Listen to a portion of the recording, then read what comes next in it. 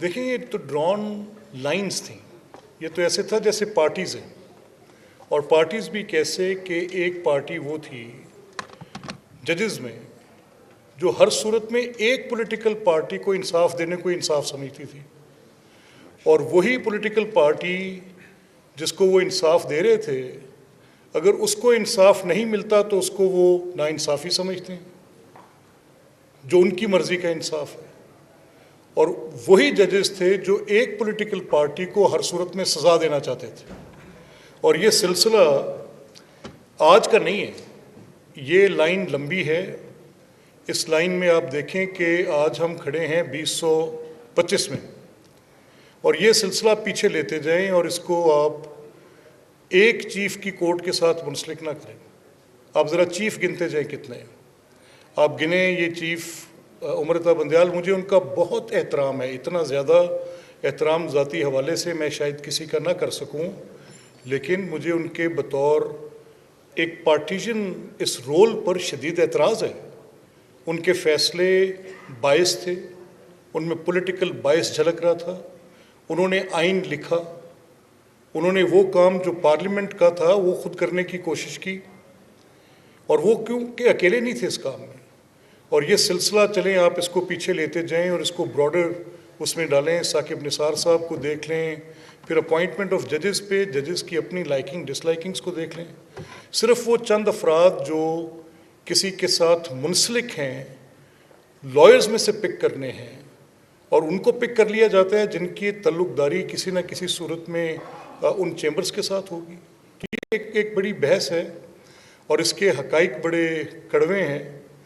मैं नहीं चाहता कि इन हालात में इस तरह की बातचीत में हम जाएं, लेकिन ये सिलसिला अभी इस्तीफ़ों का यहाँ रुकेगा नहीं। मलिक साहब, हमें इनकी अलाइनमेंट पता है जिन अफराद ने देने, और प्रेडिक्टेबल है।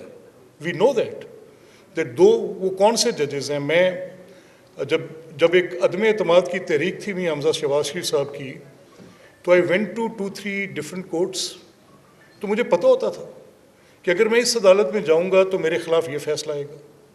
और वहाँ पर जो उस वक्त चीफ जस्टिस बैठे होते थे, मुझे उन्होंने खुद बुलवा कर, आज वो रिटायर्ड हैं, he met me and he said that. मतलब मैं अब ये बात करने से मुझे उनका पैगाम मिला, मैं उनसे मिला, तो कैसी बात आप क्या कर रहे हैं। देखें, जो ये कहानी थी, इसको तो बड़ा लंबा इसका किस्सा है। हम बुनियादी बात की तरफ जाएं, क्योंकि आज बहुत बहस खुली है। मुस्तफ़ी जज साहिबान बुनियादी ढांचे की बात करते हुए कह रहे हैं कि आइन के बुनियादी ढांचे को शिक पहुंचा दी गई। देखिए, बुनियादी ढांचा, बेसिक स्ट्रक्चर्स की एक जजमेंट, जो बुनियादी ढांचे की जजमेंट तस्वर की जाती है, उसके नतीजे में आइन का हुलिया बिगाड़ा गया था। हम ये मौक़िफ़ बड़े अरसे से ले रहे थे कि ये जो पार्लिमान है, और ये अगर स्पाइनलेस है तो इस पार्लियामान को बंद कर दें, ताला लगा दें इस पार्लियामेंट को। जो पार्लियामेंट अपना ये हक कि वो एग्जीक्यूटिव को तफवीज़ करे, ये राइट कि वो अपॉइंटमेंट ऑफ जजेस करे, पार्लियामेंट अपना ये हक कि वो इम्पीचमेंट्स करे, पार्लियामेंट, क्योंकि ये विल ऑफ पीपल के साथ जुड़ी चीज़ें हैं, ये इलेक्टेड रिप्रेजेंटेटिव्स के वो आइनी किरदार हैं जो हर सूरत में उनके साथ रहने चाहिए। अदालती फ़ैसलों के नतीजे में आइन लिखने की कोशिश, या एक ऐसी बुनियादी ढांचे की तशरीह जो कि बिल्कुल भी उसका मतमा नज़र नहीं है। और अगर इंडिपेंडेंस की स्ट्रक्चर के अंदर कहानी है कि इंडिपेंडेंस ऑफ वर्किंग क्या होगी, तो उसमें लाजमी तौर पे ये देखना होगा कि जो फैसले आपने दिए, क्या 184(3) में दिए गए फैसले इंडिपेंडेंट थे? क्या मियाँ नवाज शरीफ साहब की हुकूमत से निकाला जाना इंडिपेंडेंट था? क्या यूसुफ रज़ा गिलानी साहब के ख़िलाफ़ दिया गया फ़ैसला प्राइम मिनिस्टर्स को 184(3) में ख़त्म करना, क्या सुप्रीम कोर्ट का ये सियासी किरदार कैसे, मतलब it was there has to be a method to the madness. And well done parliament, आपने ये अमेंडमेंट्स की हैं, इसको ज़रा इस पैराए में ले लें। नंबर 1, अगर आप समझते हैं कि आइन की बुनियादी ढांचे में कोई तब्दीली आ गई है इन अमेंडमेंट्स के साथ, क्या पार्लिमान का मुक्तदर होना आइन से रूगर्दानी है? क्या ये इख्तियारात वापस पार्लिमान के पास जाएं? क्या ये आइन की नफ़ी है? क्या कभी कोई शख्स, कैन समबडी बी जज ऑफ हिज ओन कॉज? कि वो अपनी अपॉइंटमेंट भी खुद करे, यानी पार्लियामेंट ये कल ख्याल कर ले कि मैंने इलेक्टरेट के पास नहीं जाना, हम खुद ही फैसला कर लेंगे कि हमने कितनी दफ़ा के लिए इलेक्ट होना और किन लोगों ने होना है। कैसे हो सकता है? वोटर के पास जाना पड़ेगा। इसी तरह से ये मुमकिन नहीं है कि आप अपनी तकर्री भी खुद करें और अगर आपका रिमूवल है तो वो भी आप खुद करें। वहाँ पर उस कमीशन के अंदर पार्लियामेंट के नुमाइंदे, एग्जीक्यूटिव के नुमाइंदे, equal representations, these are must. और ये कहाँ से एक नई इस्तिलाह आ गई है? कल मैं एक बड़े सीनियर एडवोकेट की बात सुन रहा था on some social media platform, तो मुझे उस वक्त थोड़ा सा ताजुब भी हुआ। ताजुब इस बुनियाद पे हुआ कि जो दलील वो दे रहे थे, उस दलील में कहीं ये शुबा आ रहा था कि अगर पार्लियामेंट कोई किरदार अदा करेगी, हुकूमत कोई किरदार अदा करेगी, तो वो लॉपसाइडेड होगा। ठीक है, अगर आपने ये फैसला कर लिया है कि आप समझते हैं कि गवर्नमेंट एक पॉलिटिकल पार्टी की गवर्नमेंट है, ए पॉलिटिकल पार्टी की गवर्नमेंट है, और वो जो फैसले करेंगे अपॉइंटमेंट्स के लिहाज से वो लॉपसाइडेड होंगे, तो अब तो हमारे पास अल जिहाद ट्रस्ट केस के बाद की एक तारीख है ना, तो फैसला कर लें कि जो अपॉइंटमेंट्स आपने की वो कितनी मुअस्सर थी, किस हद तक आइन पर अमल करती रही। ज़रा 20 साल की तारीख, एक एक अपॉइंटमेंट का जज जिसकी अपॉइंटमेंट की गई, एक एक चीफ जस्टिस की कोर्ट, एक एक के किए गए फैसले, आप लेट्स स्टार्ट फ्रॉम किसी एक पॉइंट से स्टार्ट कर लें, आप ज़्यादा पीछे ना जाएं, बाकी ट्रुथ एंड रिकन्सिलिएशन को पीछे रखें, पहले ये तय कर लें कि कौन से चीफ की किस कोर्ट ने कौन से फैसले दिए और कौन सी अपॉइंटमेंट्स की, दूध का दूध और पानी का पानी हो जाए। बड़ी बात ही नहीं।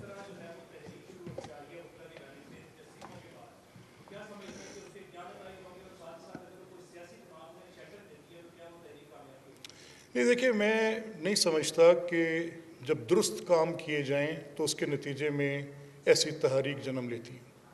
मेरे ख्याल में ये किसी का पॉलिटिकल एजेंडा होगा, उसी मास्टर के सबसर्विएंट होकर उस पॉलिटिकल एजेंडे पे जाने की कोशिश किसी की होगी, लेकिन अवामुन्नास ये फ़ैसला ख़ुद करेंगे, देखेंगे कि इस तहरीक में कितना वज़न है। लेट से वकला में आप समझते हैं कि एक तहरीक की बात की जा रही है, कल से एक आइन तहफ़्फ़ुज़ आइन की कमेटी बनी है, और वो कमेटी किस बात पर मोतरज़ है? वो कमेटी मोतरज़ है कि पार्लियामेंट मुक़्तदर ना हो, वो मोतरज़ है कि पार्लियामेंट के पास जजेस की अपॉइंटमेंट के हवाले से कोई किरदार ना हो, वो कमेटी मुतरज़ है कि वो आर्म्ड फोर्सेस के लोगों की इम्पीचमेंट का कोई इख्तियार ना हो। यही बात है ना, इसी को वो कह रहे हैं कि हम तहफ़्फ़ुज़ आइन पाकिस्तान की तहरीक चलाएंगे।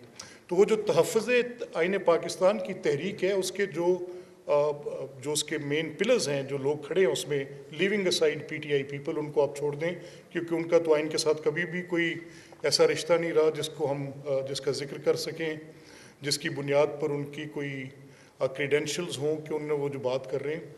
लेकिन कुछ लोग उसमें ऐसे हैं जिनसे बात की जा सकती है। ज़रा उनसे पूछा जाए कि आज तक आपकी पब्लिक पोजीशन क्या थी? आप मुक़्तदर पार्लियामेंट की बात करते रहे, और अगर आज वो पार्लियामेंट उन अमेंडमेंट्स के ज़रिए जो बेसिक स्ट्रक्चर की एक जजमेंट के नतीजे में पार्लियामेंट के इख्तियारात को सल्ब किया गया था, उनको वापस लेने की सही कर रही है, वो तरमीम पास कर रही है, तो आप कहते हैं कि इसको ख़त्म कर दें। मैं किसी पार्टी की साइड से बात नहीं कर रहा हूँ, मैं एक ऐसी पोजीशन से बात करने की कोशिश कर रहा हूँ जिसमें मैं इस पार्लियामेंट के इख्तियार के एडवोकेट के तौर पे बात कर रहा हूँ।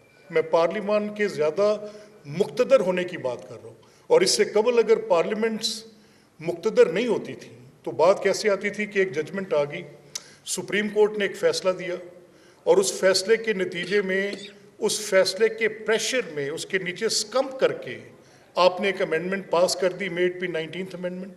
आप ऐसी अमेंडमेंट्स पास करने लग पड़े जो कि अदालत की मंशा थी कि ऐसे करें, और किस सिलसिले में आपने वो अपने रोल को कम किया, यानी अपोलोजिस्ट बन गया आप बात करना आपके लिए जुर्म बन गया। पार्लियामेंट्स के अंदर वो स्पाइन ही नहीं रही, वो सकत ही नहीं रही, और पार्लियामेंट एक अदालती फैसले के नीचे दब कर बैठी। हाँ, अगर मैं कुछ ultra vires to the constitution करूं तो बात होनी चाहिए, लेकिन अगर मैं ultra vires to the constitution कर नहीं रहा और मैं कॉन्स्टिट्यूशन को उसकी असल शक्ल में वापस ला रहा हूँ, यानी ये बताएं कि कहाँ पर बेसिक स्ट्रक्चर की ये तशरीह जो सुप्रीम कोर्ट ने अपने बेसिक स्ट्रक्चर्स के जजमेंट में की थी वो ये तय करती है? कहाँ तय करती थी? बिल्कुल नहीं करती थी। आइन का तकाजा ये था कि एग्जीक्यूटिव का इख्तियार जुडिशल एक्टिविज्म के ज़रिए इंक्रोच नहीं होगा। एग्जीक्यूटिव के इख्तियार को तो बिल्कुल मलियामेट कर दिया गया, ख़त्म कर दिया गया। And there is a Latin maxim जिसका तर्जुमा ये है कि the entity which gives birth is called mother. Parliament is considered to be mother. Parliament executive को बर्थ देती है। पार्लियामेंट 184(3) बनाती है, बताती है कि जजेस कैसे होंगे। पार्लियामेंट 199 के ज़रिए हाई कोर्ट्स के जजेस को बर्थ देती है। तो the place which can give birth, it has every right to question the appointments and the removals of जजेस। ये सब वहीं पर अभी तक मैं समझ रहा हूँ कि ये नाकाफ़ी है। मैं तो इससे एक कदम आगे की बात करता हूँ।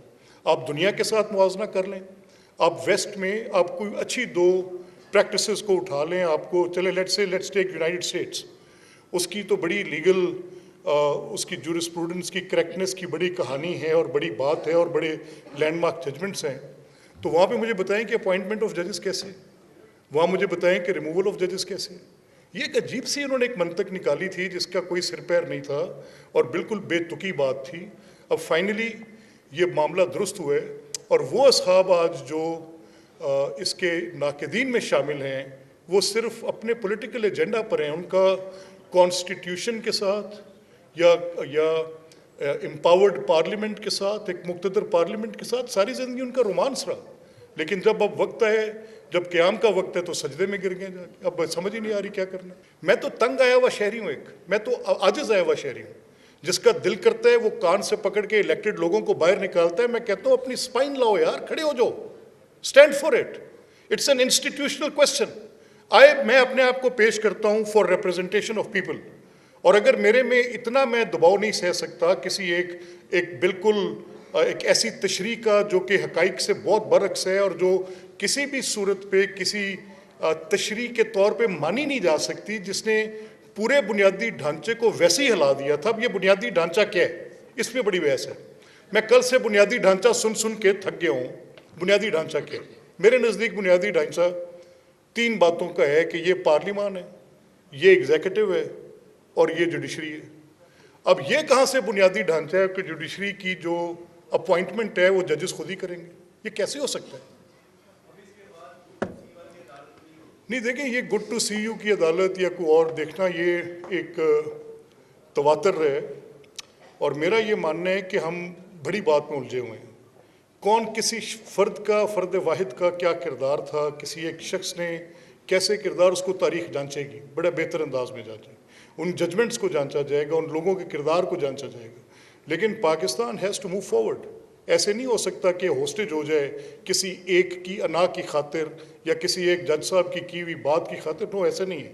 There are very honourable people, those who are जजेस, those who are committed to their work, दिन रात अपना काम करते हैं, बड़े शानदार फैसले लिखते हैं, हमें अदालतों की बहुत तकरीम है। लेकिन जहाँ पर ये सियासी एजेंडे थे, जहाँ पर ये बायस नज़र आता था, वहाँ पर कोई छुपी हुई बात है? कहाँ पर कौन कौन से फैसले में भी मियाँ नवाज शरीफ की नाअहली से लेकर उनको सदारत से हटाने से लेकर पनामा केस से लेकर मियाँ हमजा साहब के केस में, तो यहाँ तक बात गई तशरीह करते करते आइन लिखने बैठ गए कि वोट डाले तो जाएंगे, गिने नहीं जाएंगे। मुझे नज़ीर तो देना किस तरह के फ़ैसले जिन जज साहिबान ने दिए। तो क्या आज कोई नदामत का एक लफ्ज़ भी कहीं पर है? देखिए, मेरी नज़र से वो गुजरा है और मैं तो कुछ ऐसे वाक़यात के यानी शाहिद हूँ, मैं उस पर बोल नहीं सकता और मैं बोलना चाहता नहीं हूँ।